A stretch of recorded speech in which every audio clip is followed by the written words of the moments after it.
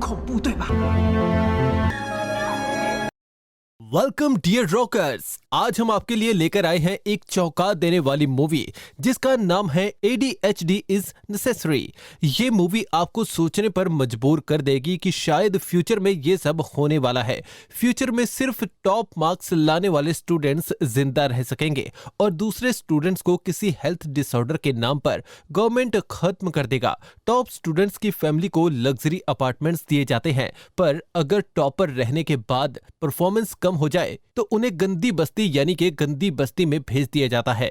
Movie की heroine एक luxury apartment में रहती है, लेकिन फिर वो पढ़ाई में कमजोर हो जाती है। तब उसका क्या होता है, ये जानने के लिए चलते हैं मूवी के अंदर। मूवी की शुरुआत फ्यूचर में होती है जब गवर्नमेंट डिसाइड करता है कि सिर्फ इंटेलिजेंट बच्चे ही पैदा होने चाहिए, उन्हीं से देश प्रगति कर सकता है। इसीलिए आर्टिफिशियल इंसेमिनेशन के जरिए बच्चे पैदा किए जाते हैं और माँ हर इस कोशिश में लगी होती है कि उसका बच्चा ज्यादा से ज्यादा इंटेलिजेंट हो। टॉप परफॉर्मेंस स्टूडेंट को गवर्नमेंट फ्री में लग्जरी अपार्टमेंट देता है, लेकिन कम मार्क्स स्कोर करने वाले स्टूडेंट्स को गवर्नमेंट गंदी बस्ती में रहने के लिए मजबूर करता है। टॉप स्टूडेंट्स की माँ को 5 लाइट्स वाला एक बैज दिया जाता है, जिससे पता चलता है कि उनके बच्चे कितना अच्छा या कितना बुरा परफॉर्म कर रहे हैं। यहाँ एक औरत का इम्प्लांट चल रहा होता है। डॉक्टर उसे इंस्ट्रक्शन देता है कि बच्चे को अच्छे ढंग से कैसे पालना है, वरना उसे फ्यूचर में प्रॉब्लम हो सकती है। अगले सीन में एक अवार्ड फंक्शन में जेना नाम की औरत को सम्मानित किया जाता है। उसका बेटा देश का सबसे ब्रिलियंट स्टूडेंट था, लेकिन एक एक्सीडेंट में उसकी मौत हो गई थी।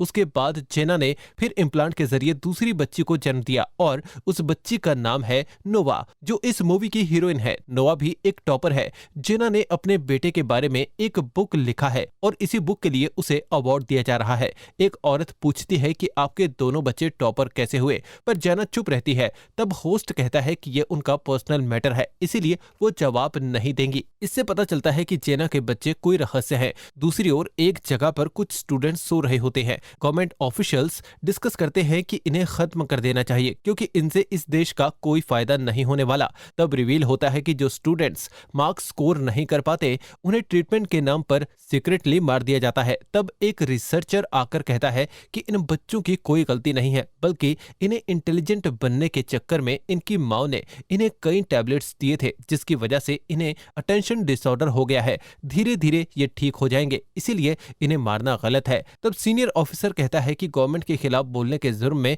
इस रिसर्चर को भी अरेस्ट कर लो। दूसरी ओर नोवा और उसकी माँ फंक्शन के बाद बाहर निकलती हैं, तो कई स्टूडेंट्स को रीअसाइनमेंट यानी कि री एग्जामिनेशन के लिए ले जाते हैं। असल में इनका कोई री असाइनमेंट नहीं होगा, बल्कि इन्हें मार दिया जाएगा। नोवा उन्हें देखती है, पर वो सच नहीं जानती। तब एक माँ वार्न करती है कि तुम लोगों को मार डाला जाएगा। ये सुनकर बॉटम परफॉर्मेंस स्टूडेंट्स यहाँ वहाँ भागने लगते हैं। इस भगदड़ में जेना का स्कार्फ गिर जाता है। नोवा उसे साफ करके वॉशरूम जाती है। वहाँ एक औरत नोवा से कहती है कि अगर तुम अपनी माँ का सच जानना चाहती हो तो ये की चेन रख लो। दरअसल इस औरत का नाम एमिलिया है और ये उस रिसर्चर की माँ है जिसे अरेस्ट कर लिया गया था। नोवा कंफ्यूज्ड है कि ये औरत कौन है और मुझे ऐसा क्यों कह रही है। बाहर न्यूज में बताते हैं कि गवर्नमेंट ने रिसर्चर का एनकाउंटर कर दिया है और उसकी माँ को लग्जरी अपार्टमेंट से बाहर निकाल दिया गया है। अब नोवा को शक होता है और वो असलियत का पता लगाने का फैसला कर लेती है, पर वो अपनी माँ को कीचेन के बारे में नहीं बताती। घर पर उसका ट्यूशन टीचर उसे एडवांस क्लोनिंग के बारे में सिखा रहा होता है। असल में नोवा अपने भाई की तरह उतनी इंटेलिजेंट नहीं है और न ही पढ़ाई में इंटरेस्टेड है। अपनी माँ की जिद की वजह से वो मजबूरन पढ़ाई कर रही है, लेकिन दिन पर दिन उसके मार्क्स कम होते जा रहे हैं। अगर ऐसा ही चलता रहा तो एक दिन इस अपार्टमेंट से निकालकर गंदी बस्ती में धकेल दिया जाएगा। टीचर भी उसकी माँ को वार्न कर देता है और तभी उसके बैच का एक लाइट ऑफ हो जाता है। अब वो परेशान है कि अगर सारे लाइट्स ऑफ हो गए तो उन्हें गंदी बस्ती में जाकर रहना पड़ेगा। टीचर उसे एडवाइस देता है कि कुछ भी करके नोवा को अच्छे मार्क्स लाने होंगे, वरना बहुत बुरा होगा। जेना नोवा को गंदी बस्ती ले जाती है ताकि वहां का माहौल देखकर वो घबराए और अच्छी तरह पढ़ाई करे। जेना को नोवा की चिंता नहीं है, वो सिर्फ अपना स्टेटस और इमेज बनाए रखना चाहती है। अगले दिन वे सुपरमार्केट के लिए निकलते हैं। जेना अपना बैच उतार देती है ताकि कोई उसकी परफॉर्मेंस पर सवाल ना कर सके, लेकिन बैच का अलार्म बजने लगता है कि मुझे हमेशा पहन कर रखो। जेना को मजबूरन उसे फिर पहनना पड़ता है। सुपरमार्केट में एक औरत बैच देखकर पूछती है कि आपकी बेटी तो टॉपर है ना, फिर एक लाइट ऑफ क्यों है। जेना शर्मिंदा हो जाती है लेकिन कोई बहाना करके बाहर चली जाती है। उसके अपार्टमेंट से एक फैमिली को धक्के देकर बाहर निकाल रहे होते हैं। दरअसल इस औरत के बैच के सारे लाइट्स ऑफ हो गए थे क्योंकि उसका बेटा लगातार फेल हो रहा था। अब जेना घबरा जाती है और घर आकर अपने टैब में नोवा को देखती है जो एग्जाम हॉल में है। वो ऐसे टुकुर टुकुर देख रही होती है जैसे उसे कुछ भी नहीं आता। जेना समझ जाती है कि उसे भी गंदी बस्ती में भेज दिया जाएगा। तभी उसके बैच का दूसरा लाइट भी ऑफ हो जाता है। अगले दिन नोवा अपनी क्लास में थोड़ा अजीब बिहेव करती है। वैसे तो वो शांत बैठी रहती है लेकिन आज वो क्लास के दौरान अपने पेन से आवाज करती रहती है। पीछे वाले लड़के का बुक उठाकर पंखा करती है और उसे डिस्टर्ब करती है। टीचर डांटती है तो वो कहती है कि आपकी क्लास बोरिंग है, मैं बाहर जा रही हूँ। जेना उसे हॉस्पिटल ले जाती है। डॉक्टर बताता है कि आपकी बेटी को ADHD नाम का डिसऑर्डर है जो एग्जाम स्ट्रेस की वजह से हुआ होगा। थोड़ी दिन में वो एग्जाम वगैरह ना दे तो अच्छा रहेगा। अगले दिन नोवा स्कूल में क्लीनिंग कर रही होती है तो पोछे का पानी टीचर पर छिड़क देती है। टीचर माफी मांगने को कहता है पर नोवा कहती है कि आपको देख के चलना चाहिए। टीचर और भी डांटता है तो वो बिल्डिंग से कूदने को भागती है। ये सब ADHD के सिम्टम्स है पर उसका क्लासमेट उसको बचा लेता है। अब घर पर दोनों एकदम नॉर्मल होते हैं। तब रिवील होता है कि ये सब जेना का प्लान था। उसने नोवा को ट्रेनिंग दी थी कि तुम ऐसी एक्टिंग करना जिससे उन्हें लगे कि तुम्हें ADHD है, फिर वे एग्जाम लिखने नहीं देंगे। इस तरह तुम फेल होने से बच जाओगी और हम इस अपार्टमेंट में रह सकेंगे। वो नोवा को एक चाकू देकर कहती है कि कल तुम्हारा बर्थडे है और तुम्हारे फ्रेंड्स तुम्हें गिफ्ट्स देंगे। उनके सामने उनकी गिफ्ट्स फाड़कर फेंक देना, तभी सब बिलीव करेंगे कि तुम्हें ADHD है। नोवा ऐसा नहीं करना चाहती थी क्योंकि वो अपने फ्रेंड्स का दिल नहीं दुखा सकती, लेकिन उसे माँ का कहना मानना पड़ता है। अगले दिन उसके फ्रेंड्स उसका बर्थडे सेलिब्रेट करके कई गिफ्ट्स देते हैं। नोवा चाकू निकालती है और यहाँ जेना टैब पर देखकर इंतजार करती है कि वो कब गिफ्ट के बॉक्सेस को फाड़ेगी और गिफ्ट को फेंकेगी, लेकिन नोवा चाकू साइड में रख देती है और सारे गिफ्ट्स खोलकर देखती है। वो अपने फ्रेंड्स को थैंक यू कहती है।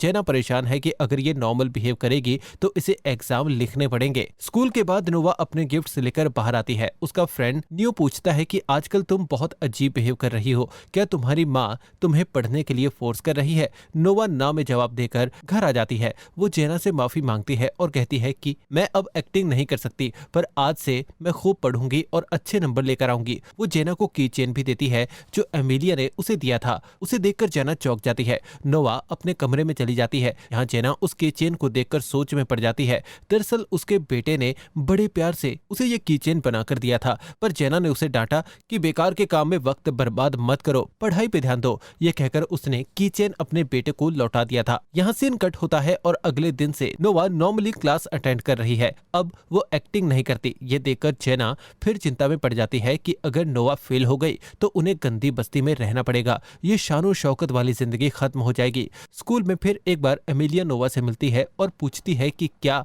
सच में तुम्हें ADHD है या तुम्हारी माँ तुमसे एक्टिंग करवा रही थी। नोवा घबरा जाती है और कोई जवाब नहीं देती। एमिलिया रिवील करती है कि जिन स्टूडेंट्स को ADHD होता है उन्हें स्पेशल ट्रीटमेंट के नाम पर एक जगह लेकर जाकर खत्म कर दिया जाता है। तुम्हारी माँ ने भी तुम्हें इसीलिए ADHD की एक्टिंग करने पे मजबूर किया ताकि तुम्हें गवर्नमेंट खत्म कर दे। फिर उसे उस लग्जरी अपार्टमेंट से बाहर नहीं निकाला जाएगा क्योंकि तुम फेल नहीं हुई थी बल्कि ADHD के कारण अपना एग्जाम नहीं दे पाई। ये सब सुनकर नोवा चौंक जाती है और कहती है कि मेरी माँ ऐसा नहीं कर सकती, आप झूठ बोल रही हैं। तुम बहुत नादान हो बेटी जो अपनी माँ पर अभी भी विश्वास करती हो। तुम्हारे भाई को भी उसी ने खत्म किया था। नोवा यकीन नहीं करना चाहती लेकिन घर जाकर वो रिसर्च करने लगती है कि उसका भाई कैसे मरा। वो उस ड्राइवर से मिलती है जिसके ट्रक से नोवा के भाई का एक्सीडेंट हुआ था। ड्राइवर बताता है कि वो लड़का जानबूझकर मेरी गाड़ी के आगे आ गया था। उसकी माँ भी उसके पास खड़ी थी और ना जाने क्यों उसने अपने बेटे को रोकने की कोशिश ही नहीं की।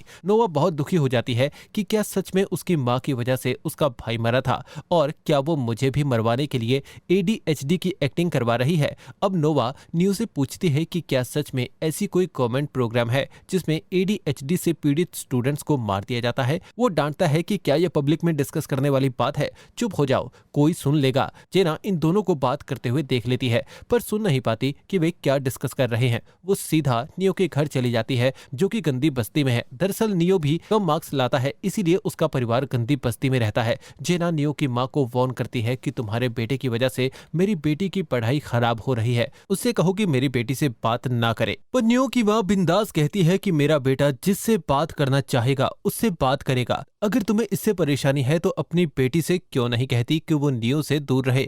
यहाँ नोवा को एक बुक मिलता है जो इम्प्लांट के समय हर माँ को दिया जाता है। उसमें बच्चे को पालने के इंस्ट्रक्शन दिए होते हैं। उसमें लिखा होता है कि अगर इंटेलिजेंस को बढ़ाने वाले मेडिसिन से आपके टॉपर बच्चे को ADHD हो जाता है तो आप उसे हमारे स्पेशल ट्रीटमेंट प्रोग्राम में भेज सकते हैं। उसके बाद भी आप अपने लग्जरी अपार्टमेंट में रह पाएंगे। ये पढ़कर नोवा को टेंशन हो जाती है कि एमिलिया सच कह रही थी। मेरी माँ मुझे स्पेशल ट्रीटमेंट प्रोग्राम में भेजकर खत्म करना चाहती है। अगर मैं यहीं रही तो मेरी माँ खुद ही मुझे खत्म कर देगी। ये सोचकर वो घर से भाग जाती है और नियो के घर पहुंच जाती है। नियो की माँ उसका ऐसे स्वागत करती है मानो वो उसे एक्सपेक्ट कर रही थी। वो नोवा को एक सीक्रेट जगह पे ले जाती है जहाँ उसकी तरह कई स्टूडेंट्स होते हैं जो अपनी जान बचाकर यहाँ आ गए थे। उन्हें यहाँ रहने की सुविधा भी दी जाती है। उन्हें किताबें पढ़ाई के अलावा उनके इंटरेस्ट के अनुसार कई और चीजें भी सिखाई जाती हैं। यहाँ किसी स्टूडेंट को हाई मार्क्स के लिए फोर्स नहीं किया जाता। स्टूडेंट्स अपनी काबिलियत के हिसाब से सीखते हैं और इस सीक्रेट जगह की देखरेख कर रही होती है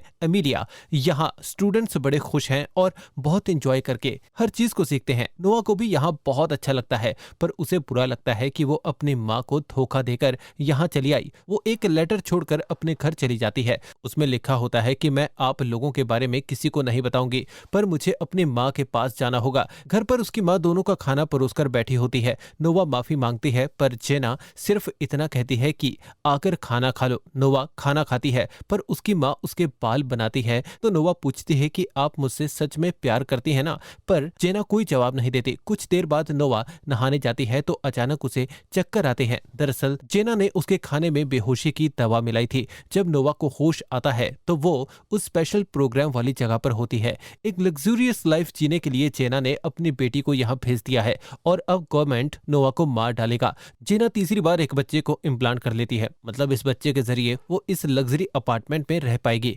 जब इम्प्लांट के बाद जेना को होश आता है तो वो एक टनल में होती है और एमिलिया भी वहां होती है जो जेना को कोसती है कि तुमने लग्जूरियस लाइफ की खातिर अपने दोनों बच्चों की बलि चढ़ा दी। तुम औरत हो ही नहीं सकती। जेना कहती है कि कुछ पाने के लिए बहुत कुछ खोना पड़ता है, इसमें बुरा क्या है, मैं अपने लक्ष्य के लिए कुछ भी कर सकती हूँ। ये कहकर वो जाने लगती है। तभी फ्लैशबैक में दिखाते हैं कि नोवा का भाई वुड कार्विंग में बहुत इंटरेस्टेड था। जेना ने उसे सीखने नहीं दिया और मार्क्स के पीछे दौड़ाया। इस वजह से स्ट्रेस में आकर वो खुद ही ट्रक के आगे गिर गया और उसकी मौत हो गई। अब प्रेजेंट में जेना एक और बुक लिखकर पब्लिश करती है। फिर गंदी बस्ती के उस सीक्रेट जगह के बारे में पुलिस को खबर कर देती है। पुलिस वहां के स्टूडेंट्स को पकड़ ले जाती है और एमिलिया को भी मार डालते हैं और आखिर में जेना अपने सेल्फिश लक्ष्य में सफल हो जाती है और ये मूवी यहाँ खत्म हो जाती है। ये एक सैड एंडिंग वाली मूवी थी लेकिन इसमें बखूबी दर्शाया गया है कि अगर पेरेंट्स अपने लक्ष्य, अपनी आकांक्षाएं अपने बच्चों के ऊपर फोर्स करते रहेंगे